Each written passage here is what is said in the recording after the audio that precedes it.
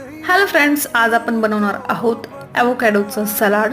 खूपच rich creamy luscious असतं हे, खूपच यम्मी असतं, खूप डिलिशियस असतं। तुम्ही ही नक्की बनवा। सर्वात पहिले आपल्याला ॲव्होकॅडो कट करून घ्यायचा आहे। त्याचबरोबर आपल्याला ज्या पण व्हेजिटेबल्स टाकायच्या आहेत त्याही कट करून घ्यायच्या आहेत। मी इथे कॅरेट, ओनियन आणि टोमॅटो याला फाईनली चॉप करून घेतलेला आहे आणि मी त्यामध्ये हाफ लेमन घातलेला आहे।